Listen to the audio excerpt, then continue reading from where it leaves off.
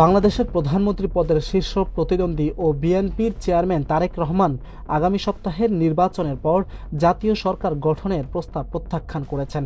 জামায়াতে ইসলামীর আমির ডক্টর শফিকুর রহমান যে প্রস্তাব দিয়েছেন তাকে সরাসরি নাকচ করে তিনি বলেছেন, তার দল এককভাবেই সরকার গঠনে আত্মবিশ্বাসী। কিন্তু বাংলাদেশ জামায়াতে ইসলামীর আমির ডক্টর শফিকুর রহমান বলেছিলেন, তার দল যদি 200 আসনও পায় তবুও জাতীয় সরকার গঠন করবে। এর ঠিক উল্টোটাই বললেন তারেক জিয়া। শুক্রবার আন্তর্জাতিক সংবাদ সংস্থা রয়টার্সকে দেওয়া এক সাক্ষাৎকারে 60 বছর বয়সী বিএনপি চেয়ারম্যান তারেক রহমান বলেন, তিনি কিভাবে রাজনৈতিক প্রতিপক্ষদের সঙ্গে সরকার গঠন করবেন তা তিনি ভাবতে পারছেন না। তিনি আরও বলেন, তাহলে বিরোধী দলে কে থাকবে?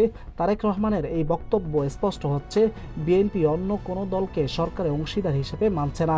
তারেক রহমান দীর্ঘদিন রাজনৈতিক নির্বাসনে ছিলেন। দীর্ঘদিন ক্ষমতাধীনের বিরুদ্ধে আন্দোলন চালানো এই নেতা 2024 সালের ছাত্র জনতার গণ আন্দোলনের পর গত ডিসেম্বরে তিনি দেশে ফিরেছেন। তারেক রহমানের মা প্রয়াত বেগম খালেদা জিয়া ছিলেন বাংলাদেশের প্রথম নারী প্রধানমন্ত্রী।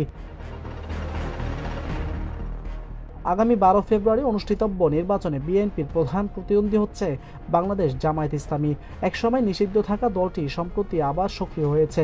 2001 থেকে 2006 সাল পর্যন্ত বিএনপি ও জামায়াত একসঙ্গে সরকার পরিচালনা করেছিল।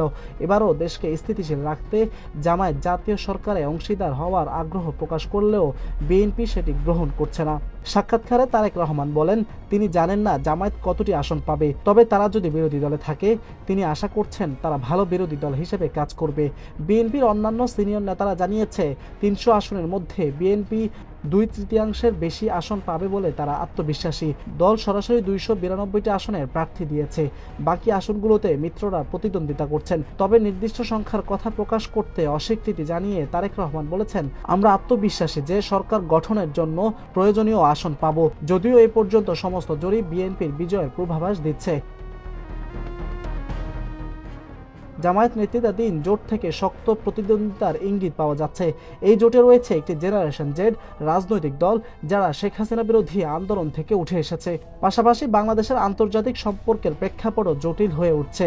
ঢাকার একটি আদালত শেখ হাসিনাকে মৃত্যুদণ্ড দিলে এবং তিনি ভারতে আশ্রয় নিলে দেশটির চীন ও ভারত সম্পর্কের মধ্যে রাজনৈতিক প্রভাবের পালাবদল দেখা দিয়েছে। জাতীয় অর্থনীতি ও জনকল্যাণ নিয়েও তারেক রহমানের পরিকল্পনা স্পষ্ট। তিনি বলেন, সরকারে এলে তরুণদের জন্য কর্মসংস্থান সৃষ্টি করতে হবে, ব্যবসার পরিবেশ উন্নত করতে হবে এবং মানুষের জীবনমান উন্নত করতে হবে। পাশাপাশি তিনি উল্লেখ করেন, বাংলাদেশের স্বার্থ ও সার্বভৌমত্ব রক্ষা করবে এমন যে দেশ আমাদের মানুষের জন্য উপযোগী প্রস্তাব দেবে তাদের সঙ্গেই বন্ধুত্ব থাকবে, কোনো নির্দিষ্ট দেশের সঙ্গে নয়। শেখ হাসিনার সন্তানরা দেশে রাজনীতি করতে পারবেন কিনা এমন প্রশ্নে তারেক রহমান বলেন, যদি কেউ জনগণের কাছে গ্রহণযোগ্য হয়, জনগণ যদি তাকে স্বাগত জানায়, তাহলে যে কারো রাজনীতি করার অধিকার আছে। এছাড়া রোহিঙ্গা শরণার্থী সমস্যার প্রেক্ষাপটেও তার বক্তব্য সুস্পষ্ট।